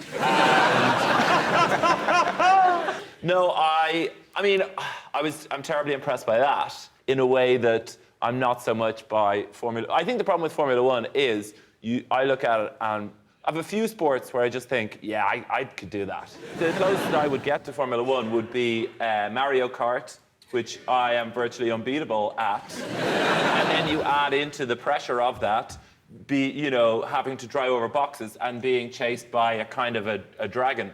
No disrespect, like a real one.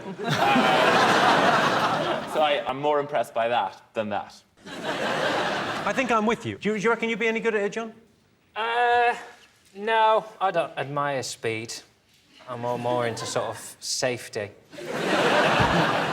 To be fair, Formula One, I think, is one of the few sports that if I went into it, I would be one of the exciting people in the sport. Do you know, he said he was going to celebrate by having a few nice dinners. Even I looked at that and thought, oh, sod off. They say he's going to marry, what's his girlfriend? Nicole Scherzinger. Because of the marketing capabilities, and that's what I'm doing. Who are you going to marry? Well, I'll marry my girlfriend, Lucy. We're going to create our brand, Juicy. Some fragrances, John Richardson Y fronts, chastity belt, rubber John Johnnies. They're all available next May, out in the shops. Okay, were you impressed, Kelly? By John now, or... Because I was very impressed. We're clutching at straws there, but go by Lewis Hamilton's achievement. Well, yeah, I mean, listen, I think... I disagree with Sean. I think, actually, it's the driver that drives the car, because you've got... I think... No, I didn't say they don't drive the car. You were saying the car... I didn't say they're just sitting there going... No. What you said was the car should get some form of acknowledgement, but actually, I think... I mean, it's fast and it's furious, and I would hate to be any part of it. The other thing I don't like about it is all the sponsorship. I mean, do they have any clothes that aren't sponsored?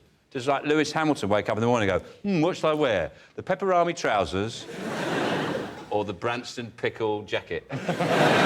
Two brilliant examples of sponsorship there. Pepperami and Branston pickle. I think that may explain recent medical problems you've been having.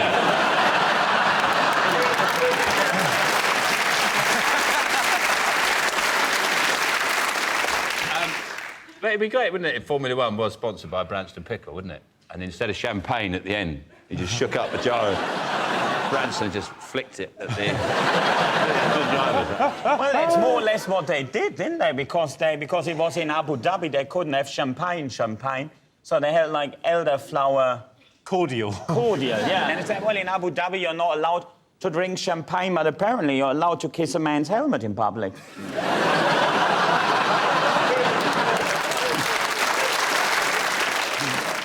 Let's take a look at that moment.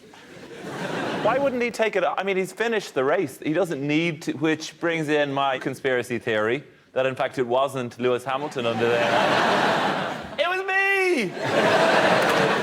Well, shall we have a look and see if Lewis Hamilton is up there? Of course. Let's talk about them.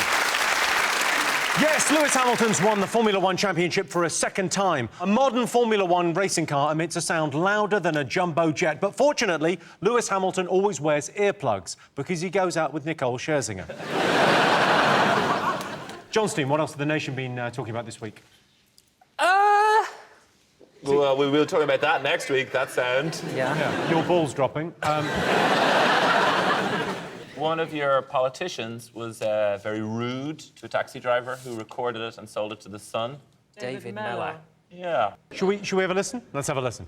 You got in here and then you start telling me what way to go. I said to you, look, to be honest with you, it's Friday night, it's 5 to 6, right? You may have lived in London 40 years or however long, but I've been driving a cab for 10 years. You've been driving a cab for 10 years. I've been in the cabinet I'm an award-winning broadcaster. I'm a Queen's Counsel. You think what your experiences of anything compared to mine? No. Just shut up, for Christ's sake. Drive me where you want to go and keep a civil tongue in your head, okay? And don't give me a lot of I don't want to hear it. Oh, that is... I think it's pretty clear who's the arsehole there. I don't think there's any doubt in that situation. And for younger viewers who don't know who David Mellor is, he's a huge arsehole.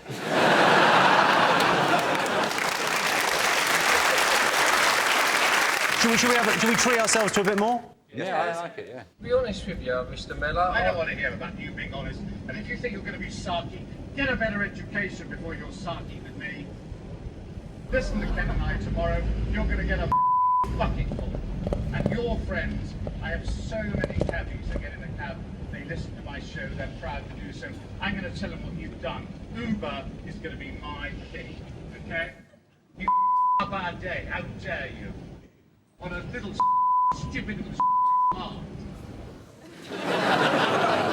What's amazing over the course of the full thing is how many times he mentions his radio show. It starts to sound like he knows he's being recorded and he's using it as an advert. You listen to me at 10 o'clock tomorrow morning on LBC when I will be joined by none other than Phil Collins. He's listed. It's so funny when someone loses it and he starts listing his accomplishments and he's running out and it's, I am an award-winning broadcaster. I was in Dictionary Corner on Countdown. I have 2 sets of golf clubs. I was the 1990 East Leinster under-14s triple jump bronze medalist. So... I heard that somewhere. Heard that. Kelly, what did you make of that? I just think it's atrocious. I mean, if you get into a cab, you give them the address, and that's the job of the cabbie to take you the best route. You don't sit there and tell him how to go. You wouldn't call a plumber and end up doing his job for him. Well, I've seen some plumbing videos online where no, but things get quite heated between some of their female customers. I just think that he's a complete... That's funny. Thanks.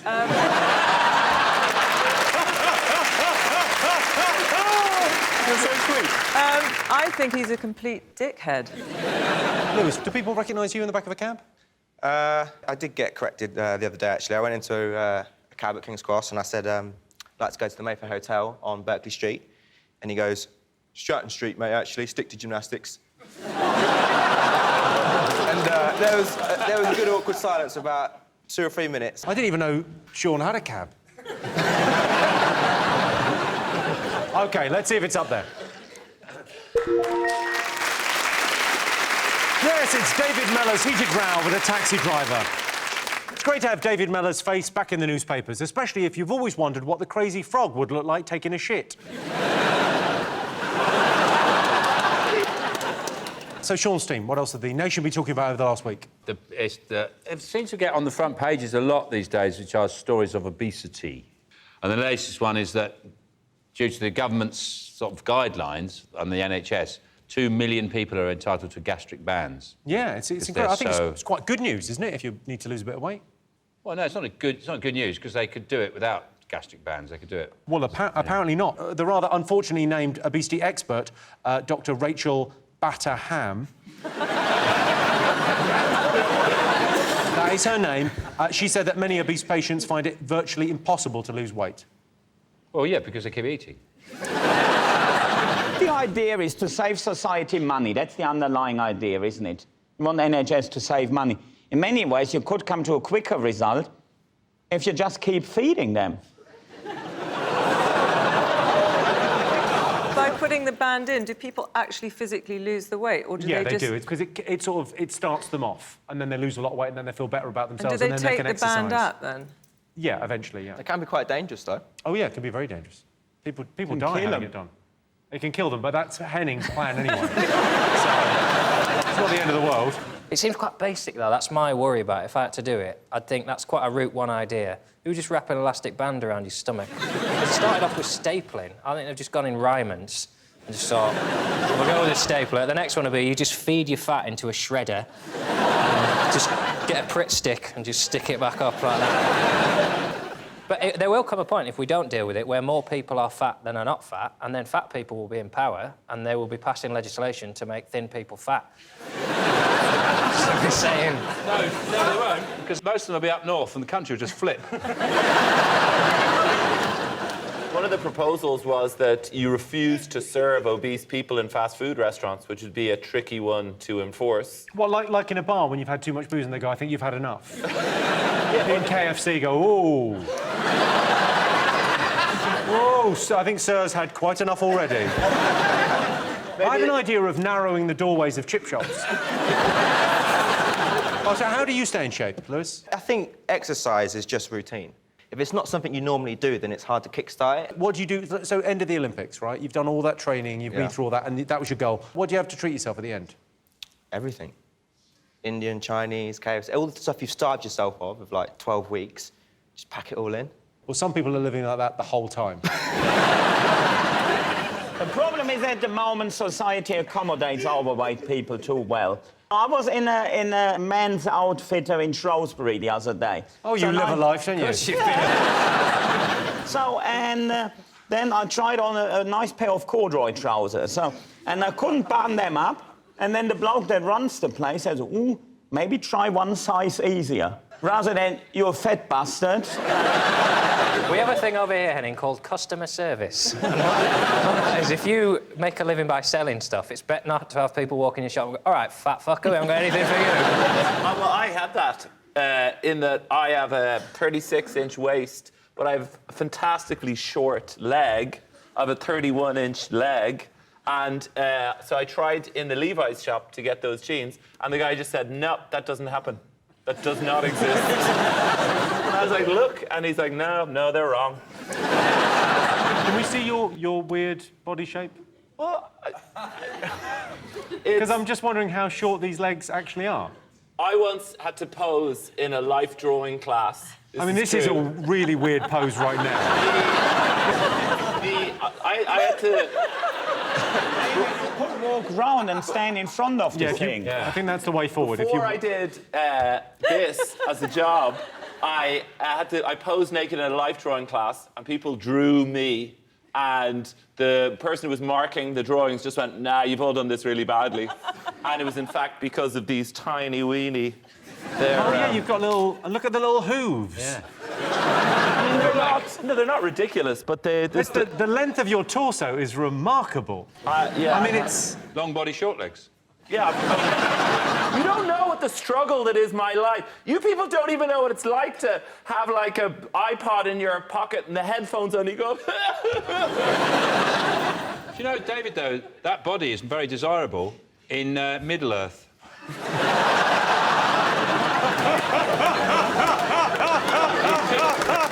Women go mad for it. Well, that's not one of the most talked about things over the last week. The worry is the obesity epidemic will bring the country to its knees, and it'll be too fat to get back up again. What do you think the nation will be talking about over the last week? Is it...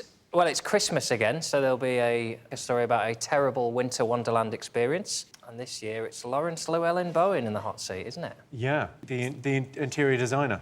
I mean, this one was a disaster. They had elves smoking. Father Christmas was drunk and was offering kids... It sounds amazing. What was it? They said the promoters were saying that it was all about making memories, and I think this would be memorable. The problem was the marketing. They just shouldn't have called it Winter Wonderland. They should have called it, like, Shitmas Crap Town. They should have gone to just the shittest Christmas ever. They called it the magical journey. Well, one of the problems that they said that the elves were telling the kids they hoped they had a shit Christmas.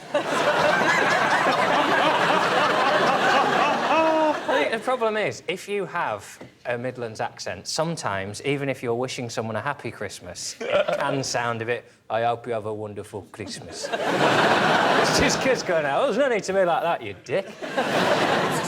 They deserve it. Anyone taking their kids to a winter Christmas wonderland in November deserves to have a shit time. And anyway, maybe it's just the arse end of Lawrence Llewellyn-Bowen's Halloween nightmare town. And everyone went, ah, this is horrific. And he's like, sweet. It's just a very clever marketing ploy, isn't it? Most of them things never happen. Like, they make it...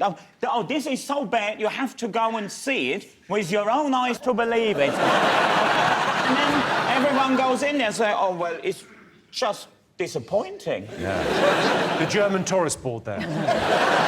Germany is exciting, and I tell you what, if you want to experience an authentic German Christmas experience in the UK, go to Birmingham and enjoy the German Christmas market. I was there this year on the opening night, and I'm amazed how many of my countrymen are fluent in Romanian.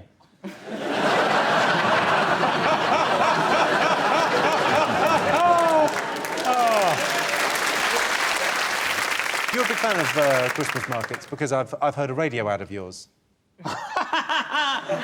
Yeah, from donkeys ago, from the Brighton Christmas market, yes. Should we have a listen? Yes, please. Oh, yeah, go on, then. I'm loving the Brighton by the seaside. It reminds me of beautiful Boltenhagen. And I'm loving your German market at the Churchill Square. Knickknacks, gifted things, and all sorts of crafted things. And yummy things you don't get seeing nowhere else, except in beautiful Boltenhagen. Jawohl.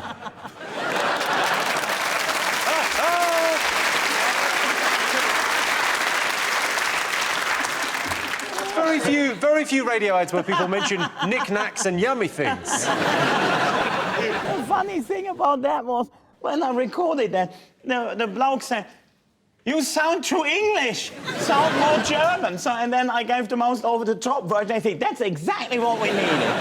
I thought you were like those Dolmio pasta guys, but the German version. You know the Dolmio foam little bastards? I hate them. You see them, you just want to put a lighter near them, don't you? I thought you were like a sort of German version of that.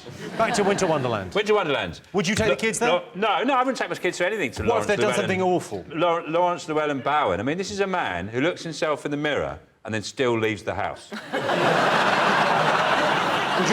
We've got a still of him. Here's a still of Lawrence Llewellyn Bowen.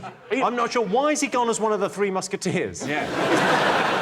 Kelly, you're an interior designer. Is he in any way competition? No, definitely not. No, but he's not. You know, he's definitely not. Fight. All the interior designers get together. Like, No, but I would never WWE. go and design a winter wonderland, ever.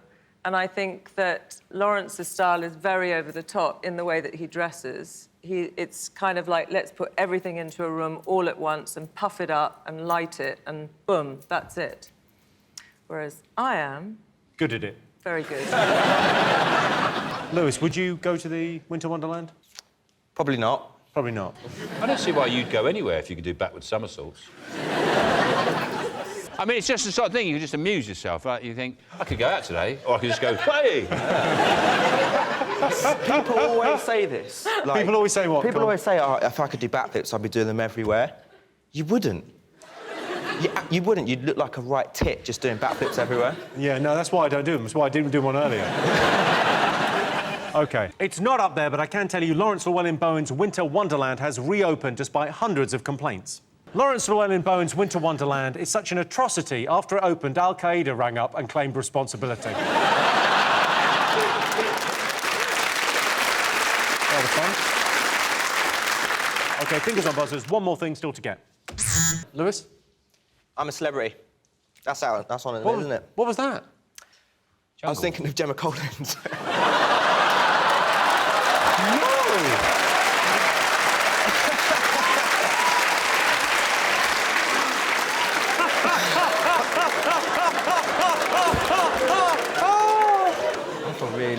Really bad, especially after the whole gastric bypass and all that thing. So, I'm a celebrity. Do you watch the show? Bits and bobs. Bits and bobs. Would you ever consider going in the jungle? For a serious amount of dough, yes. OK, but, I mean, fast forward 12 months. Such a dick. You're not wrong. You're not wrong. I wouldn't do it. I hate bugs. Butterflies, moths... Well, butterflies aren't too bad, but moths and spiders...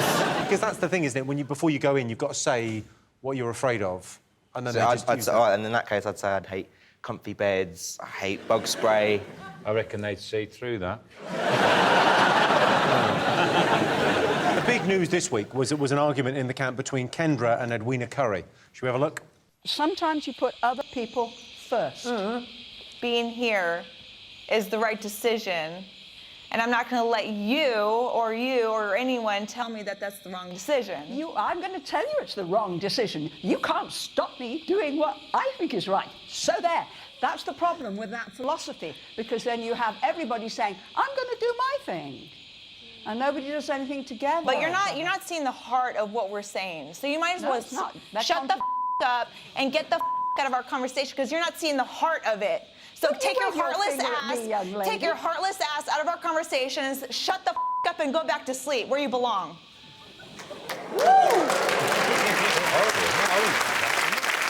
Horrible person. She's got lovely breasts, though. How did I make her say what I was thinking?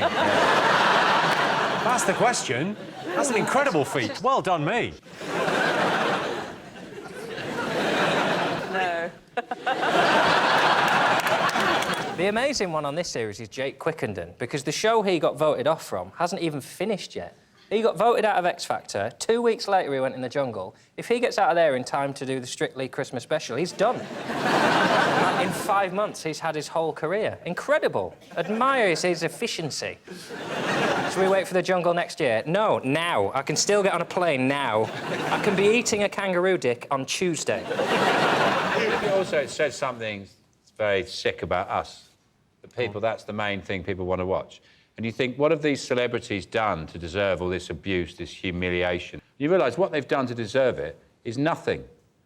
And that's why people want to watch it. They think, look at you, you've got a big house, you know, big car, tanned wife or girlfriend, and you've done fuck all. Eat that bollock. We shouldn't just talk about the bad things, though, because Gemma Collins said the experience of being in there has put her off television for life. And I think we should celebrate the good things that come out of I'm a Celebrity. Let's have a look and see if I'm a Celebrity's up there. Yes, it's I'm a Celebrity. During one of the trials, Jake Quickenden was bitten on the testicle by an ant. He's just lucky Deck didn't have a go on the other one. Kendra and Edwina Curry had a massive row in the jungle, and surprisingly, not over which one had fucked the most disgusting old man. So those were the most talked about things over the last week. But in other news, it's been revealed 70% of chickens sold in the UK are contaminated with a food poisoning bug. Following these damaging revelations, experts warn the bottom may fall out of the chicken industry and anyone that eats it. You can avoid getting poisoned by chicken if you follow a simple set of nan-dos and nan-don'ts. After eating chicken, are you feeling hot, medium hot, or lemon and herb? And ex-Tory Minister Andrew Mitchell has lost a libel case against The Sun after a judge ruled he probably did call police officers plebs. The only way Andrew Mitchell's day could get any worse is if he got picked up outside court by David Mellor's cab driver and taken to Lawrence Llewellyn-Bowen's Winter Wonderland.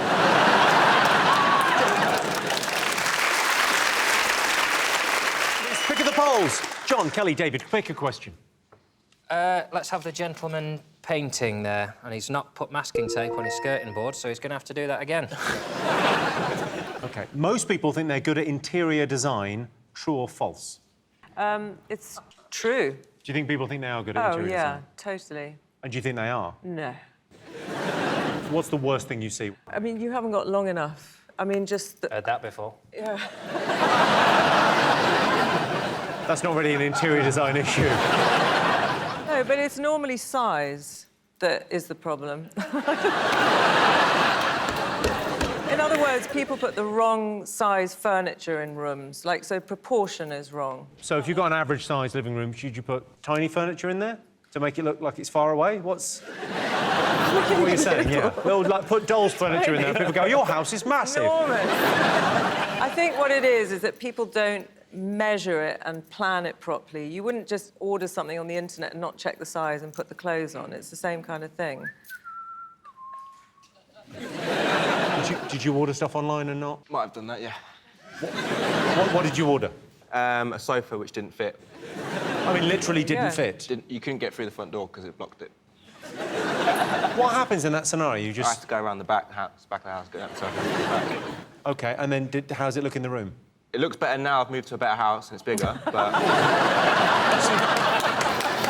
You bought a sofa that was too big and then had to move house to accommodate... It's not the reason I moved house. It sounds like it's one of the reasons. It played a factor, yeah, I'm not gonna lie. All you need to do, paint your house white, on a table in the hallway, bowl of pebbles. Lovely. Nice bowl of pebbles, everything white, and like maybe a vase with like a reed sticking out of it. I wish I'd thought of that. No skulls. Don't put a skull. No skulls. My friend's a painter, and he was painting my house, and he sent me off to the paint shop to buy 2 colours, and he'd written them down on a bit of paper, and I handed them over, and they all laughed in the paint shop, and he had written down on the piece of paper the 2 colours he wanted were panty bunting and grandma's labia. So I had to ring him up, and he was like... One man in America designed his house so that everything worked electronically. Let's take a look. People are fascinated by gimmicks.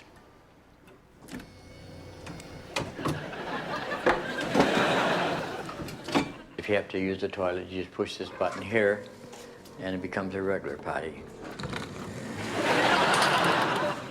That was probably one of the first things I did. I don't know why I did it, though. You'll have to stand back there, though, in order to appreciate this one. Because, see, you can go around in circles. Whoa! That's okay. No problem.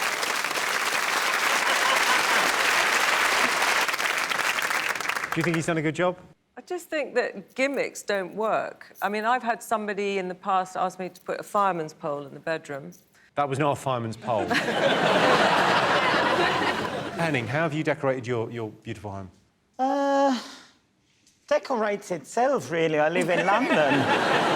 You can't swing a cat in a room or something. I can't even swing a fist in my kitchen. That's the reality of life in London. I mean, all is so... And that's why there is never any London contestants on Come Dine With Me. That's the real problem here, yes. Finally, we got to the heart of the bloody issue. Yeah. Where do you want to sit them dinner guests? Like, I live in a normal flat, so I can sit 2 people in the kitchen, probably 2 in the bedroom, say 3 in the living room, 1 in the hallway. Can't have anyone in the cupboard. Boris Becker is staying with me. OK, let's get some answers on this. So most people think they're good at interior design. What are you going to go with, John? I will defer to the expert, I think. Yes. So you're saying true, OK. What would you go with, Sean? We're up, so we played safe. We say the same as them. True. Cancel them out. OK. I can tell you the answer is true. 54% of people think they are good at interior design. To make better use of space in our lounge, we knocked through to the next room. The neighbours were livid. And the winner is the name of our final round. Here's your question. Worst thing to be told about yourself? What do you think? He's yours. What's the worst thing that people say about you? Just give us, like, the top 5 things that people say that annoy you. Someone called me a shitwank the other day. I quite like that. I've obviously pissed you off and you thought, but actually I'm going to go away and think of something to call him. And he's just thought, if I put shit and wank, I'll call him a shitwank. Someone came up to me on a train recently and said that I reminded them of that awful comedian, David O'Doherty. So it's like, yeah, that prick. Oh. For me, the worst bit, if someone were to say, I'm flesh. If that was general consent, was that I'm flesh, that would make me suicidal. Well, it's a pretty nice burgundy jumper you've got on this evening. You are flash compared to some people. Yeah. Ish. Yeah, but not ish. Thank you very much. The worst thing you can be told about yourself is, we got it all on tape. That's the worst one. David Miller found that out this week. He got the call from the Sun. Yeah, we'll prove it. Oh, shit. Lewis, what's the worst thing you could say about a gymnast? You're shit. Thanks, Carol. I don't know, I mean, there's all sorts of stereotypes. I mean, a lot of people think I'm gay. which isn't the case. But does that annoy you, or do you just think if people go... No, because I know I like women. If there's anyone out there, you know, want to test that out, feel free.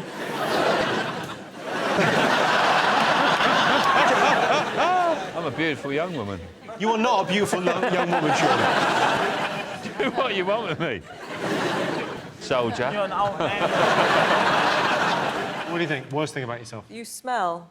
You smell? You smell. You smell? You smell. You smell? You smell. You smell nice. Shut up, stop it, you. Well, Kelly, you smell is the right answer. Yes, the worst thing to be told about yourself is you smell.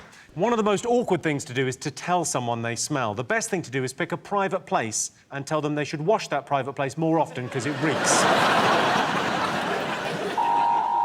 Well, that sound tells me it's the end of the round and the end of the show, which means the final scores are Sean, Henning and Lewis have 3 points. John, Kelly and David have 3 points. It's a draw. Everyone's a winner. Thanks to all our panellists, our wonderful studio audience, and to all of you for watching at home. That's it from us. Good night.